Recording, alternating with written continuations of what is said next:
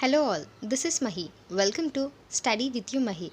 In the earlier videos of Ikshvaku Dynasty, I have already explained about the first two rulers of Ikshvaku Dynasty. Vasishtaputra, Sri Shantamula and Veerapurusha. And in this video, we are going to discuss about other two rulers of Ikshvaku Dynasty. After Veerapurusha, the greatest ruler in the Ikshvaku Dynasty, it was ruled by Ehubula Santamula. Other names of Ehubula Santamula are Vasishtaputra, Bahubala Santamula, Santamula II, Vashmi Bhatta Ehubula Santamula, Vashmi Bhatta Ehubula Santamula, Santamula II, Vasishtaputra Bahubala Santamula. During his time, Prakrit language was replaced by Sanskrit. In the introduction part of the Ikshvaku dynasty, I said that Sanskrit is the official language of Ikshvakus, and later during the Ehubala Santamula period, the official language was replaced by Prakrit. In South India, Ehubala Santamula is the first one to issue inscriptions in Sanskrit language. He is the first ruler to build Hindu temples in South India. He built Pushpabhadra Swami temple at Nagarjunakonda.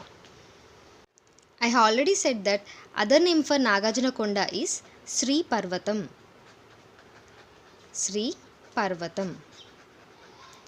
And during the Ehubala Santamula period, Abhira dynasty invaded the kingdom.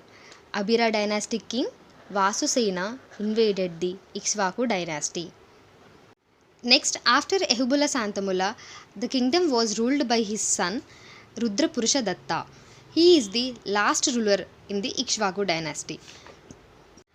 Nagarjunakonda inscription and Gurajala inscription will tell about his administration, and the fall of Ikshvaku dynasty will get through Manchikallu and Maidavolu inscriptions.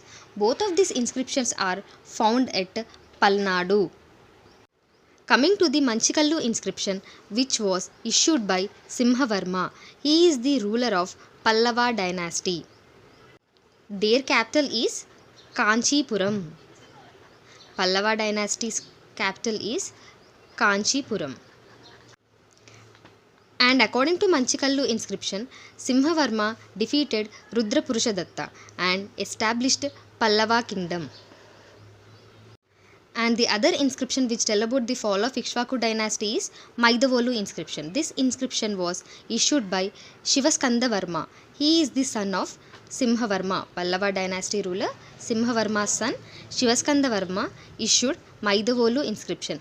Maidavolu and Manchikallu inscription will tell about the fall of Ikshvaku dynasty. By this, I completed this video.